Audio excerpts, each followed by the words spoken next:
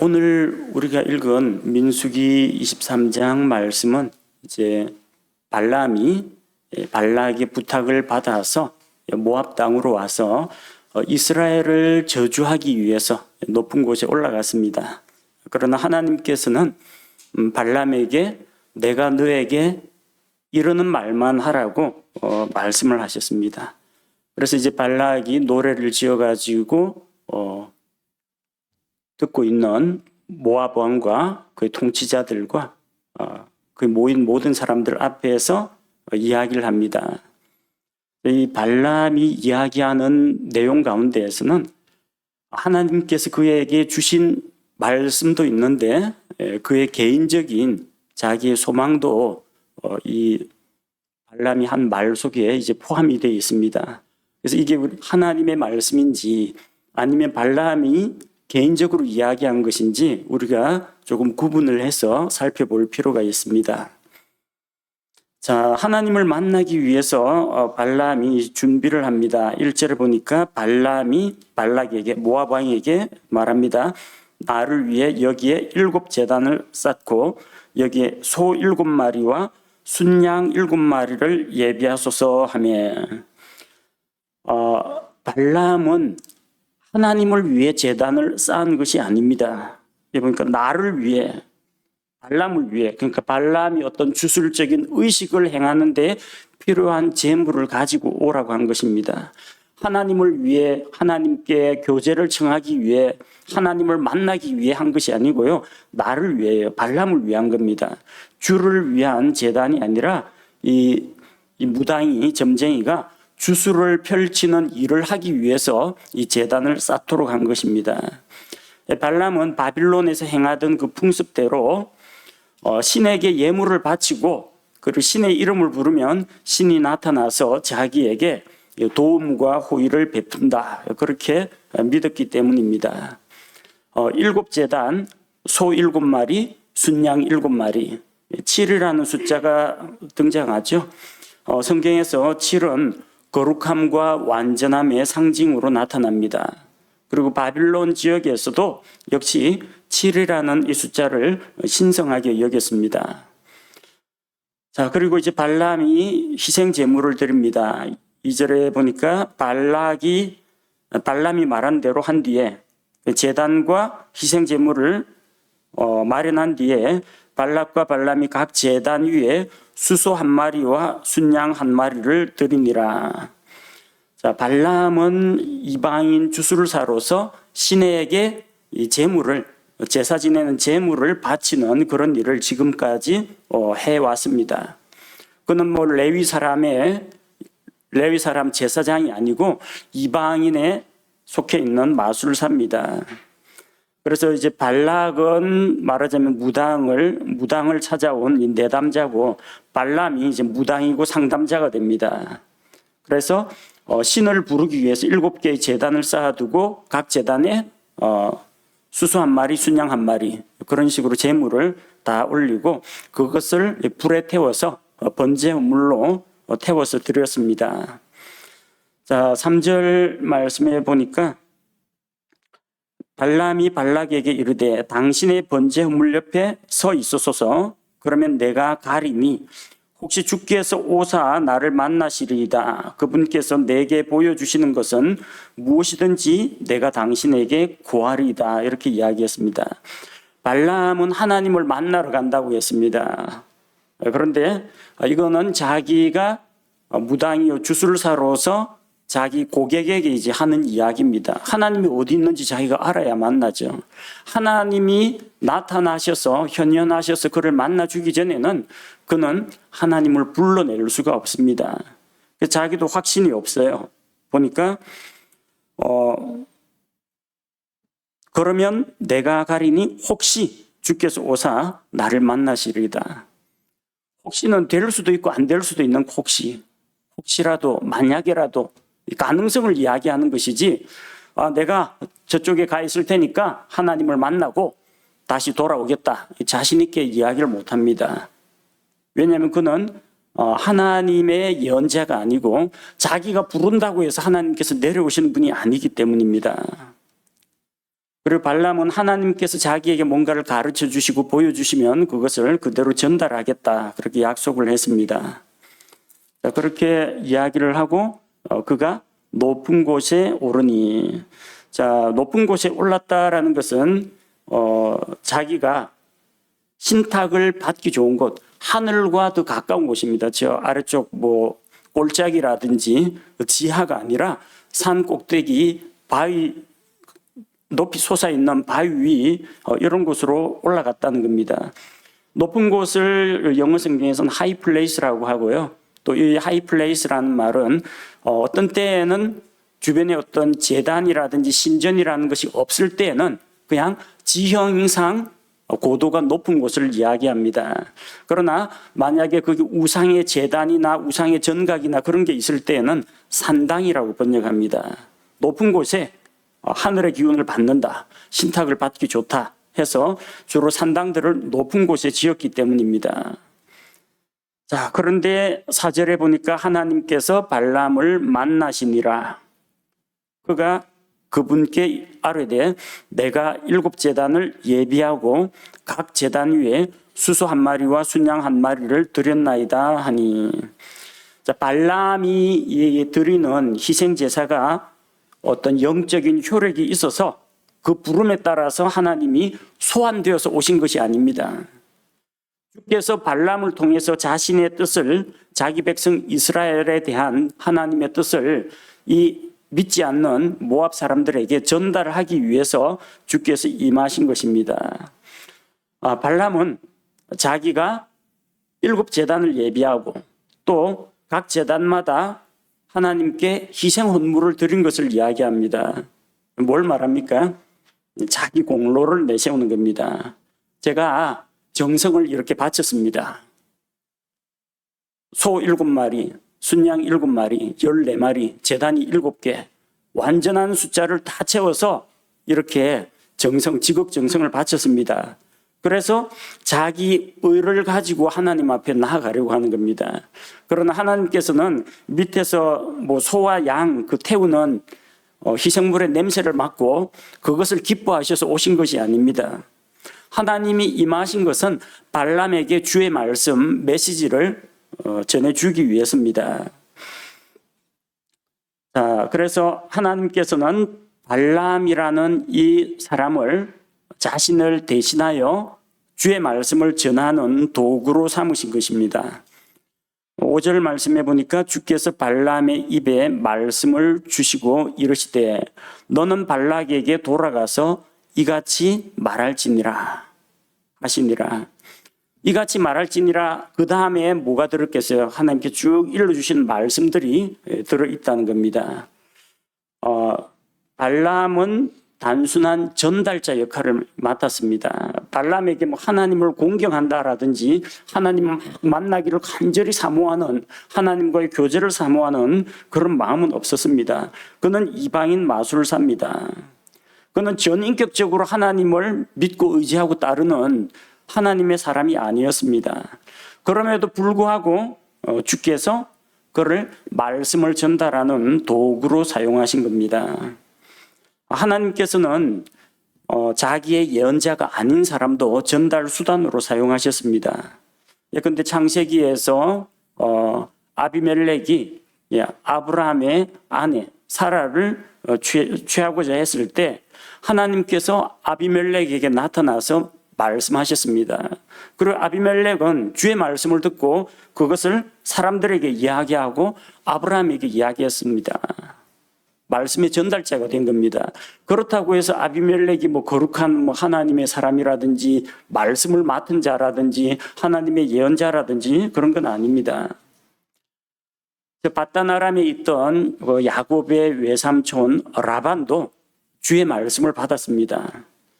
야곱이 자기 가족들과 자기가 모은 재산을 가지고 밤에 야반 도주를 하니까 쫓아가서 도로 잡아오려고 쫓아갔는데 하나님께서 밤에 라반에게 나타나서 너는 야곱에게 어떤 시시비비를 따지지 말라. 좋건 싫건 좋고 나쁘고 이런 걸 따지지 말라라고 이야기합니다. 그래서 라반도 자기가 하나님께 들은 것을 야곱에게 이야기합니다. 하나님께서 나에게 내 손을 들어 너를 치는 것을 금하셨다. 그래서 내가 너에게 손을 대지 않는다. 말씀을 전달하는 도구가 되었습니다. 페르시아 왕 고레스는 이방인들의 왕입니다. 그런데 그는 하나님께서 주신 말씀을 포로로 잡힌 이스라엘 백성에게 전달했습니다. 주께서 나에게 말씀하시기를 예루살렘에 다시 돌아가서 그분의 성전을 세우라고 했는데 너희 가운데 마음속으로 자원한 자가 누구냐? 그는 올라갈지니라 하면서 이스라엘 백성이 포로 생활에서 벗어나서 본토로 팔레스틴 땅으로 돌아가는 것을 허락을 했습니다. 그는 예언자는 아니었습니다. 그러나 하나님의 말씀을 전달하는 그런 수단이 되었습니다. 심지어 예수님 당시에 대제사장 가야바도 타락한 제사장입니다. 예수님을 알아보지 못했습니다. 하나님의 아들 메시아를 알아보지 못했습니다. 그럼에도 불구하고 그 해의 대제사장이었기 때문에 예수님에 대해서 뭐라고 예언을 했습니까?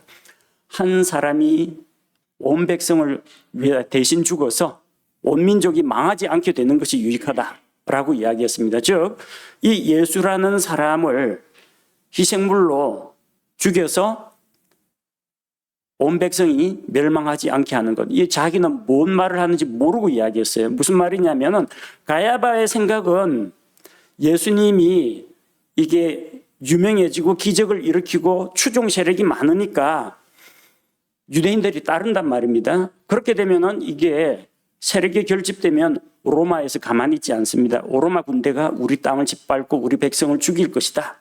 그러니까 우리가 로마에게 망하지 않으려면 이 예수라는 자를 잡아서 죽여야 한다. 이게 가야바 이야기입니다. 그런데 그것은 자기 스스로 한 말이 아니요. 그 해의 대제사장이었기 때문에 하나님의 말씀을 말한 겁니다. 그 속에 감추어진 의미는 예수 그리스도 한 분이 십자가에서 대신 죽음으로 말미암아 하나님의 백성은 물론이요, 이스라엘 백성은 물론이요, 저 이방인들까지도 그분으로 말미암아 멸망하지 않고 영원한 생명을 얻게 하려 하는 것이 하나님의 목적이라는 겁니다. 그걸 하나님께서 말씀으로 주셨는데 가야바는 그걸 가지고 전달은 했는데 가야바 생각하고는 달랐던 겁니다. 가야바는 예수님이 십자가에서 죽어서 온 세상 죄인들을 대신해서 죽어서 구원하실 거라는 건 모르고 예언을 했습니다. 그는 그건 전달하는 통로가 된 것이지 그 하나님의 말씀을 이해하고 깨닫고 믿고 한 것은 아닙니다. 발람의 입에서도 좋은 말이 나갑니다. 하나님께서 복을 주신 민족이고 번성하게 될 것이고 수가 불어날 것이고 이야기했습니다. 근데 그가 진정한 이스라엘 민족을 위해서 예언을 하고 하나님을 위해서 예언을 하는 자라면요, 뒤에서 등 뒤에 칼 꽂는 일은 하지 않았을 겁니다. 이거 예언, 좋은 예언 다 해놓고 마지막에 어떻게 합니까? 떠나기 전에 딱 모압 왕 미디안 사람들에게 계교를 알려줍니다. 어떻게 하면 이 백성을, 하나님이 이 백성을 치도록 하는지 우상 숭배하고 음행을 가르쳐주고 떠납니다. 그러니까 입으로는 하나님의 말씀을 대신 전달했는데 그 사람 그 자체 그 사람의 혼은 구원받지 못한 자였고 또 하나님에 대한 사랑이나 믿음이 없는 자였다는 겁니다. 발람은 원래는 이방신들 마귀들의 말을 대신 전달하는 그런 무당이요 마술사였습니다. 그는 이번에 하나님의 말씀을 전달하는 일에 그냥 사용되었을 뿐입니다. 그래서 우리가 참 이런 점을 생각해야 합니다. 하나님께서는 도구로 정말 이런 사악한 마술사조차도 자기의 도구로 사용하실 수가 있구나. 이걸 생각해야 합니다. 자, 발람이 하는 말의 내용을 한번 살펴보시기 바랍니다. 6절에서 10절에 보면 발람이 이스라엘 백성의 본령을 이야기합니다. 6절에 보니까 그가 발락에게 돌아간 즉 발람이 발락에게 돌아왔습니다. 그러니까 보라, 그와 모압의 모든 통치자가 그의 태우는 희생물 옆에 서 있더라.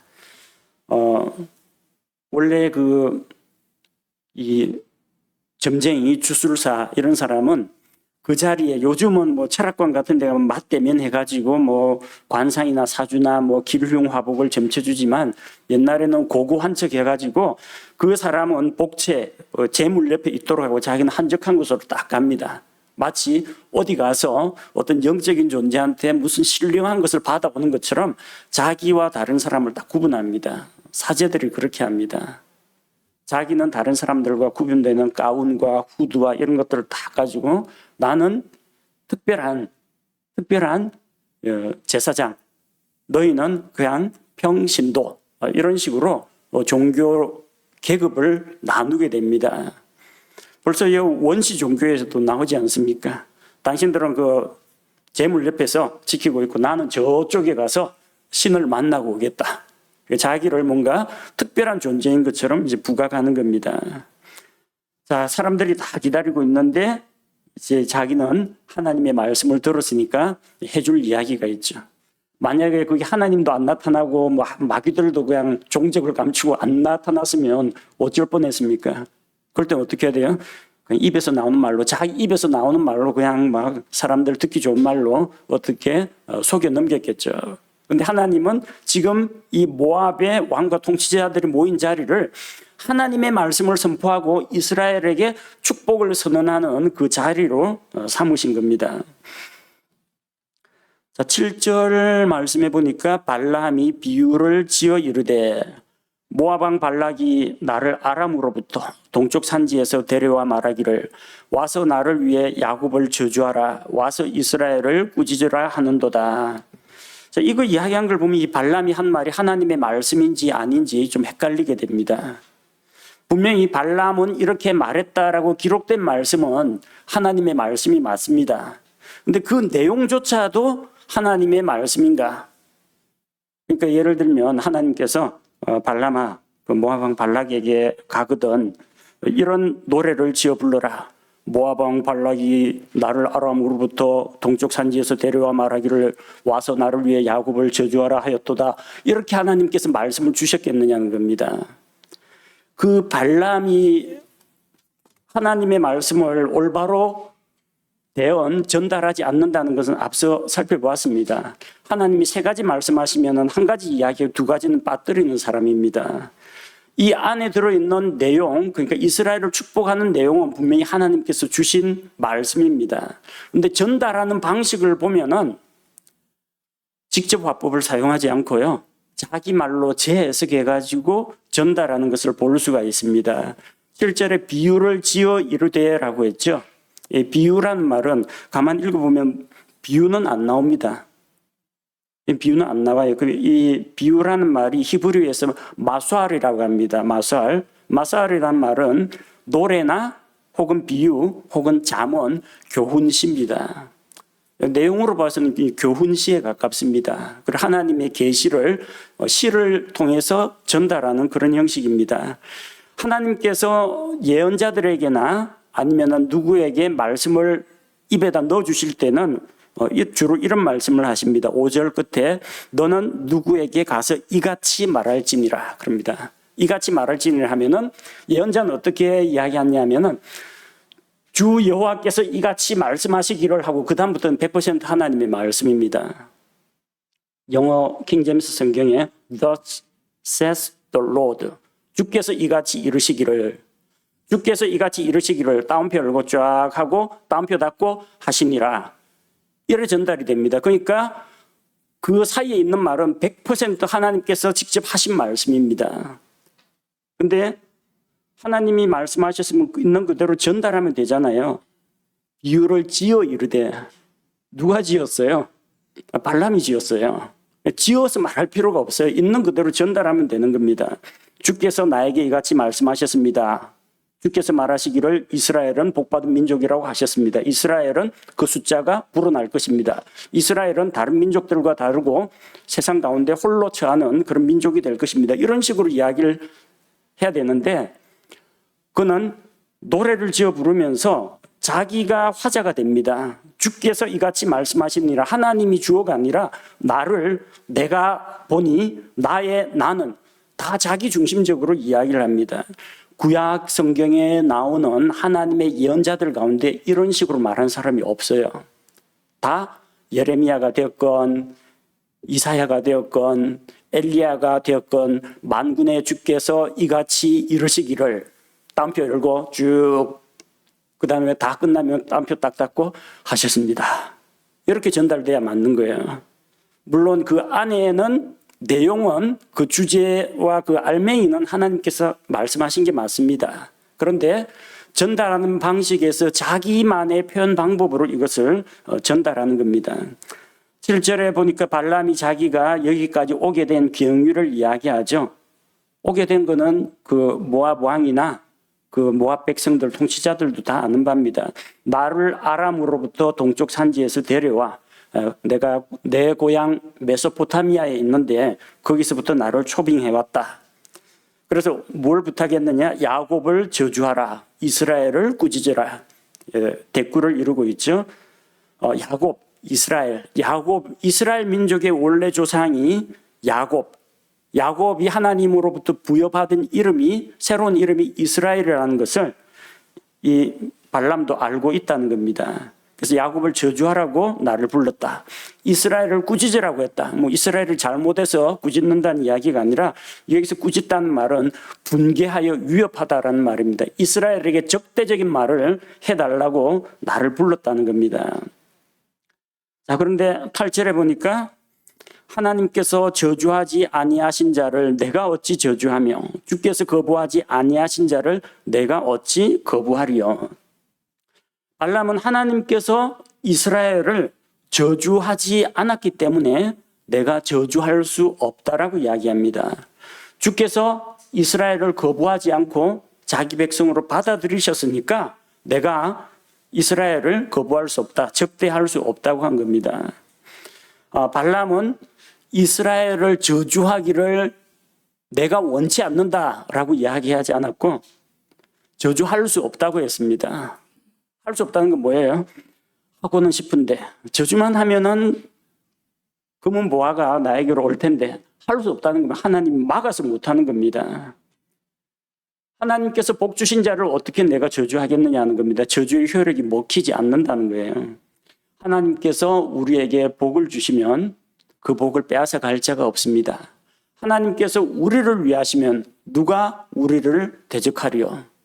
죽으신 분은 예수 그리스도시요, 우리를 위해서 하나님 앞에서 호소하고 계시는 분인데, 사망이나 칼이나 위협이나 질병이나 기근이나 핍박이나 이런 것이 결코 우리를 대적하고 하나님과 우리 사이를 갈라놓을 수 없다는 것입니다. 하나님께서 자기 백성 이스라엘을 원하시면 그 어떠한 원수가, 그 어떤 악한 영이, 또 그 어떤 사악한 마술사가 그를 저주한다고 하더라도 하나님께서 그 저주를 그들의 머리로 돌려보내시고 자기 백성에게는 복을 주신다는 겁니다. 자, 발람은 먼 이스라엘의 미래를 바라보았습니다. 9절을 보니까 내가 바위들 꼭대기에서 그를 보며 작은 산들에서 그를 바라보나니, 그가 있는 위치가 높은 곳이라고 했죠. 그 바위들 꼭대기, 작은 산들 둘 다 높은 곳인데 시에서 이렇게 대꾸로 표현하는 겁니다. 바라보니까 이스라엘 백성은 홀로 거할 것이다. 홀로 거한다라는 말은 전 세계로부터 고립당한다 그런 이야기가 아닙니다. 어찌 보면 저 중동 지역에 보면 이스라엘이 고립되어 있는 섬처럼 보여요. 위쪽에 시리아, 오른쪽에 요르단, 저 위쪽에 레바논, 아래쪽에 이집트, 동쪽으로 가서 사우디아라비아, 이라크 전부 대적들에게 둘러싸여 있어요. 홀로 거하는 거 같죠? 그 홀로 거한다는 말이 세상으로부터 왕따 당하는 게 아니고요, 자기 혼자서 세상을 왕따 시키는 걸 말합니다. 다른 세상 민족이 다 어찌되든 우리는 오직 주 여호와 하나님만 믿고 섬기겠다 하고, 그 법과 문화와 풍습이 다른 나라들하고 완전히 구별되는 나라가 이스라엘입니다. 그 이스라엘 백성은 세상 가운데 홀로 거한다, 즉 세상에서 분리되어 하나님께로 거룩하게 구별된 민족이라는 것을 이야기합니다. 그리고 이스라엘 백성은 민족들 중에 하나로 여겨지지 아니할 것이다. One of them이 되지 않을 거라는 이야기입니다. 성경에서 민족들이라는 표현과 민족이라는 표현이 나옵니다. nations 해서 민족들 하면 다 이방 민족들입니다. 근데 a nation 하면은 한 민족, 이스라엘 민족을 이야기하거나 하나님을 믿는 하나님의 백성, 신약 시대에는 하나님의 자녀가 된 자들, 한 새로운 민족, 우리를 이야기합니다. 즉 세상 민족들과 이스라엘을 같이 취급하지 말라는 이야기입니다. 세상 민족들은 공중권세 잡은 마귀를 따라서 살아갑니다. 세상의 풍습을 가지고 세상의 종교 방식으로 신의 어떤 노여움을 피하고 신의 호의를 사기 위해서 자기 공로와 선행과 의를 가지고 나아갑니다. 그러나 하나님의 백성은 오로지 하나님의 긍휼과 하나님의 은혜를 바라면서 하나님께서 친히 찾아오셔서 그들을 자기 백성으로 삼아주시고 그들에게 율법의 말씀을 주시고 하나님께 예배드리는 법을 가르치시고 주께서 예언자들을 보내서 주의 말씀을 보내어서 자기 뜻을 전한 민족입니다. 세상 어느 민족도 이런 민족이 없습니다. 이스라엘이 아주 특이한 민족이라는 겁니다. 그뿐만 아니라 10절 말씀처럼 이스라엘은 크게 번성하게 됩니다. 10절에 누가 능히 야곱의 티끌을 셀 수 있으며 이스라엘의 4분의 1을 셀 수 있으리요. 나는 의로운 자의 죽음으로 죽기를 원하며 나의 마지막이 그의 마지막과 같기를 바라는도다 하며. 자, 이스라엘은 크게 번성할 텐데 야곱의 티끌을 셀 수 없다고 했습니다. 원래 티끌은 셀 수가 없어요. 작은 흙덩어리, 미세한 먼지, 입자 같은 거 어떻게 낱낱이 셉니까? 근데 야곱의 티끌을 셀 수가 없다. 창세기 28장 14절에서 하나님께서 아브라함의 씨 야곱, 이삭과 야곱의 후손들이 땅의 티끌 같은 백성이 될 것이다. 이 예언의 말씀이기 때문입니다. 발람은 아마 야곱으로부터 이스라엘에게 전해지는 야곱에게 하신 그 하나님의 말씀을 들은 적이 없을 겁니다. 그런데 왜 이런 이야기를 할 수가 있느냐? 하나님께서 그에게 말씀을 주신 것 가운데 이 내용이 들어가 있기 때문입니다. 그걸 자기가 비유를 지어가지고 교훈적인 시를 지어가지고 이렇게 표현했을 뿐이지 그 알맹이는 하나님께서 주신 말씀이에요. 그러니까 야곱이 곧 이스라엘이라는 것도 알고 있잖아요.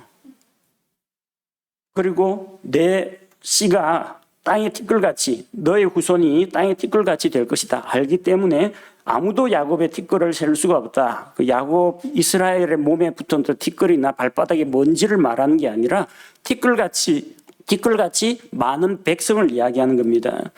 누가 능히 이스라엘의 4분의 1을 계수할 수 있겠느냐? 4분의 1을 계수할 수 없다면 전체도 계수할 수가 없습니다. 4분의 1도 세지를 못한다는 거예요. 4분의 1이라고 특별히 이야기한 것은 지금 높은 곳에 올라가서 아래쪽에 여시몬 광야에 진치고 있는 이스라엘 진영을 보니까 12지파가 딱 동서남북에 각각 3지파씩 돌아가면서 가운데 성막을 중심으로 진을 치고 있습니다.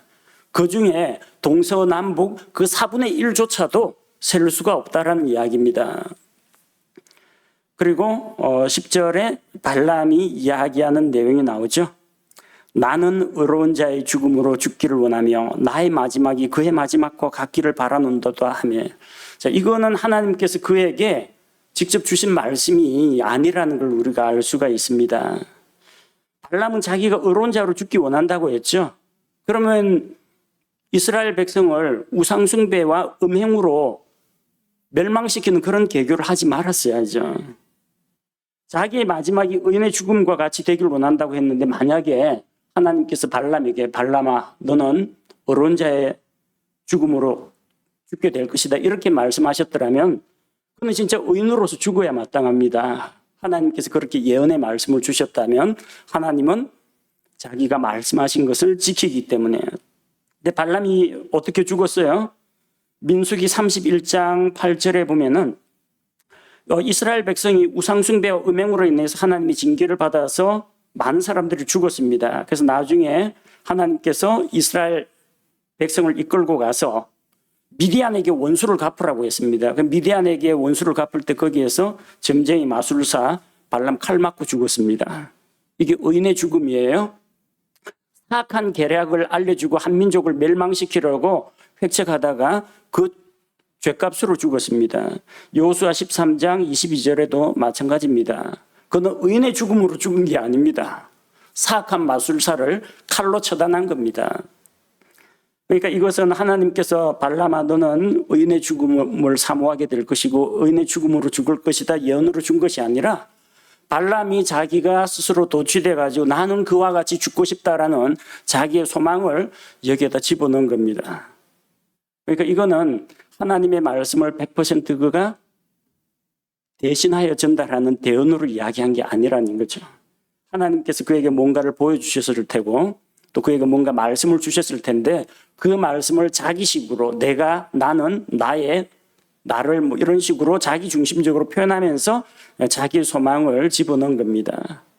그래서 우리가 이걸 발람이 이야기하는 것을 읽을 때는 구약시대 예언자들이 하는 것처럼 주께서 이같이 이루시기를 따옴표 열고 쭉 주의 말씀 따옴표 닫고 하시니라. 이거하고는 달리 이 안에 있는 것을 진짜 있는 단어 그대로 받아들이기 어렵다라는 거죠. 분명히 축복의 말씀을 주셨을 텐데 발람이 발락과 모압 통치자들에게 전달할 때 그런 식으로 전달하지 않고 자기 화법으로 바꾸어서 전달하고 자기 생각도 같이 집어넣었다는 겁니다. 어쨌든 듣고 있는 이 고객 입장에서는 점쟁이한테 복채 갖다 바치고 좋은 말 들으려고 지금 점쟁이 불러가지고 무당 불러가지고 굿푸닥거리 뭐 저주 뭐 이런 거 하는데 어째 자기가 원하는 대답은 안 해주고 자기의 대적을 축복하는 내용만 이야기하니까 이 찾아온이 아니죠. 초빙해 온 이 고객 입장에서는 화가 나죠. 당연합니다. 11절에 모압 왕 발락이 이 마술사 발람에게 이르되 그대가 내게 무슨 일을 행하였느냐 내 원수들을 저주하라고 내가 그대를 데려왔거늘 보라 그대가 그들에게 온전히 축복하였도다 하니 저주하려고 데려왔는데 대적을 저주하려고 데려왔는데 오히려 비싼 돈 들여가지고 데려왔더니 자기 대적을 축복하는 말을 했다는 겁니다. 발람이라고 하고 싶어서 했겠어요?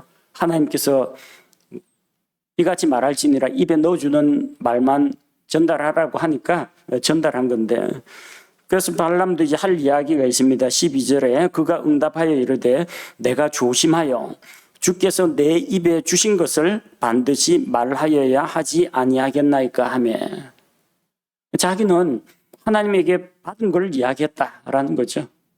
근데 발락 입장에서는 어쨌든 이 발람이 그럴지라도 어떤 신을 회유하거나 설득해가지고 자기한테 좀 유리한 방향으로 이게 신탁이 나오도록 이렇게 해야 되는데 나는 하나님이 시키는 대로 했다라고 하니까 발락이 못마땅하게 여기는 겁니다.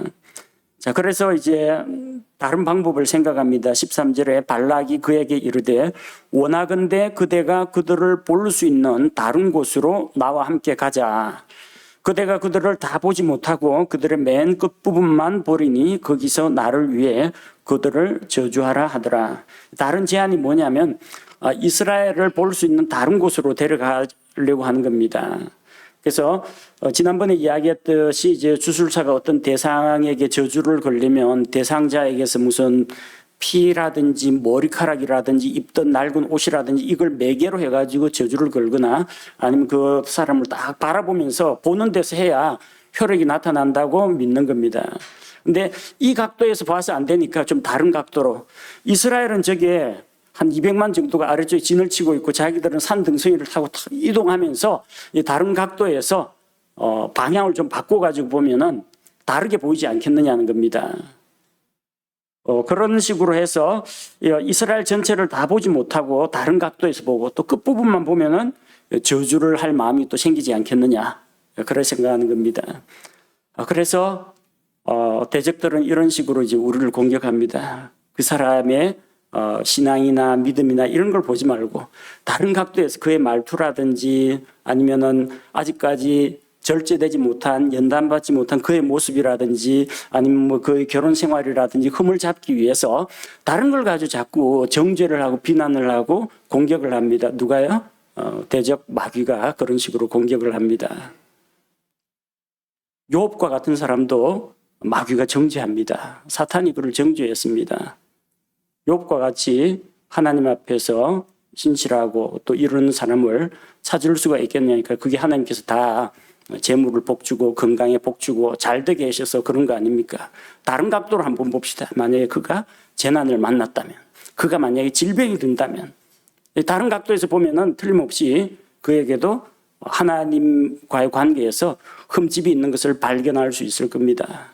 그 마귀의 방법이 이제 바로 발락과 발람의 방법입니다. 저렇게 성막을 중심으로 진을 치고 있는 이런 이스라엘 모습 말고 이 각도에서 보고 저 각도에서도 한번 보고 그렇게 해서 생각해낸 마지막 방법이 뭐였습니까? 그들이 장거리 오랫동안 고생하고 힘들었기 때문에 진수성찬을 차려놓고 우상 숭배하는 그 잔치 축제에 초대해가지고 이방의 여인들과 같이 음행을 하게 해서 그렇게 해서 한번 그들에게 흠집을 내어보자. 마귀의 방법입니다. 하나님께서는 발람의 입에서 저주의 말이 아니라 축복의 말이 나오도록 축복의 메시지를 주었습니다. 발람은 그거를 가지고 자기 나름대로 비유를 지어서 만들어서 전달을 했습니다. 모세가는 저 밑에 저기 여시몬 광야에 이쪽은 지금 발락과 발람은 산 꼭대기에 와 있고 모세는 저 밑에 있잖아요. 근데 이 대화하는 내용을 모세가 어떻게 들었을까요? 들어가지고 민수기 23절 여기다 적어야 되겠다.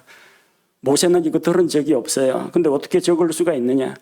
이 모든 것을 하나님이 지켜보고 계시기 때문에 하나님께서 영감을 통해서 나귀가 무슨 말을 했는지까지도 다 기록으로 남겨두셨습니다. 그래서 하나님의 말씀인 거예요. 이게 무슨 유명 소설 작가나 뭐 동화 작가가 쓴 글이 아니라 하나님께서 친히 이 모든 것을 지켜보시고 심지어는 그 사람 마음속에 내가 이렇게 하리라라는 마음속의 생각까지도 그가 그런 생각을 했다는 것을 성경에 다 기록해 놓으셨습니다.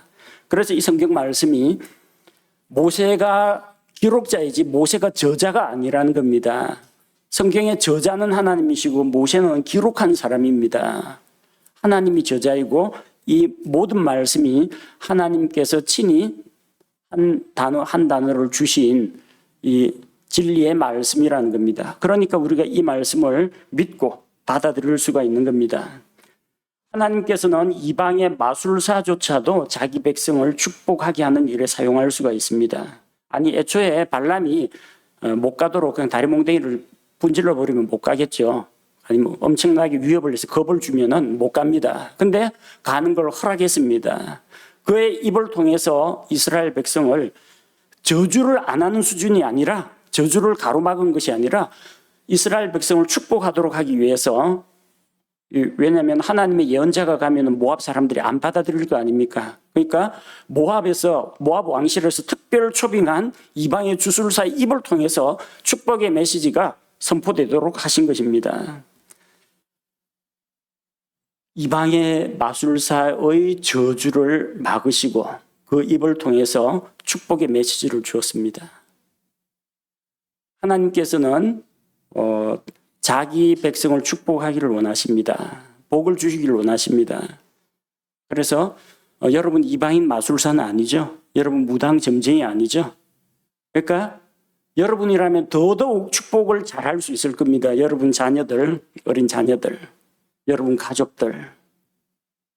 그 대상으로 한번 축복의 메시지를 전달해 보십시오. 내가 오늘 성경 말씀을 읽었는데 내 상에 둘린 자식들은 어린 올리브 나무 같고 내 안에는 결실한 포도나무 같고 이 말씀을 읽었는데 하나님께서 우리 가정에 복을 주신 게 맞다. 또 잠언을 읽었는데 내 아들아 내 마음을 나에게 주며 내 눈으로 내 법을 기뻐할지니라. 이런 말씀을 읽었다. 오늘 아들에게 읽은 말씀을 가지고 축복의 메시지를 줄 수 있지 않습니까? 여러분 엄마나 아빠가 혹은 가족들에 대해서 이런 축복의 메시지를 한번 전해 보십시오. 여러분 입에서 지어내서 말하지 말고 성경에 나오는 걸로 하나님께서 이 약속의 말씀을 주셨다. 이 약속이 우리 아들의 것이 되기 원합니다. 우리 딸의 것이 되기 원합니다. 이런 식으로 축복의 메시지를 축복하는 기도를 해보시기 바랍니다. 사람들은 미움과 분풀이로 다른 사람들을 욕하고 저주합니다. 이스라엘 백성이 진치고 있었다 뿐이지 모압에 쳐들어간 것도 아니잖아요. 전쟁하자고 한 것도 아니고. 근데 모압 왕이 질의 마음이 불안하고 두렵고 해서 저주를 하려고 한 거 아닙니까? 까닭 없는 저주는 실현되지 않습니다. 잠언 26장 2절에 보니까 까닭 없는 저주는 떠도는 새와 날아가는 제비처럼 임하지 아니하리로다. 이유 없이 저주하는 저주는 통하지 않습니다. 또 이유 없는 축복도 그 사람이 복을 받을 자격이 없으면 그 사람에게 임하지 않습니다.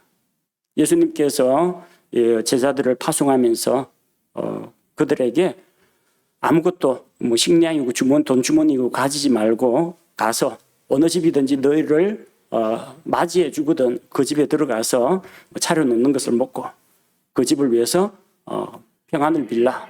그 집이 그 평안을 받기에 합당하거든 그 평안이 그 집에 머물 것이요.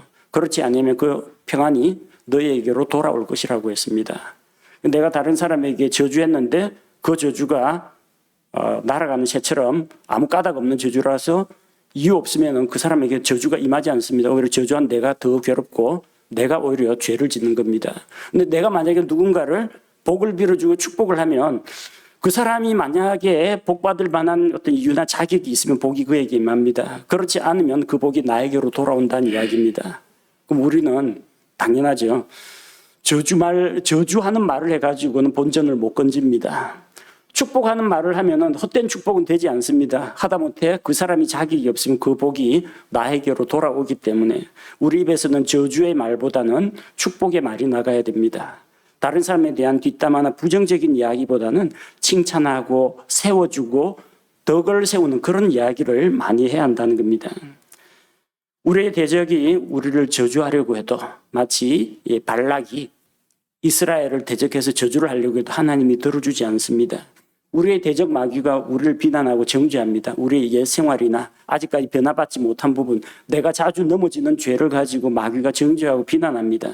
그러나 하나님께서는 예수 그리스도의 십자가의 피로 우리를 용서하고 받아주셨기 때문에 우리에게 마귀의 저주나 비난이나 우리를 정죄하는 그런 비난들은 통하지가 않습니다. 하나님께서는 대적의 그런 공격들을 오히려 우리에게 복으로 바꾸어서 우리에게 주시는 분입니다.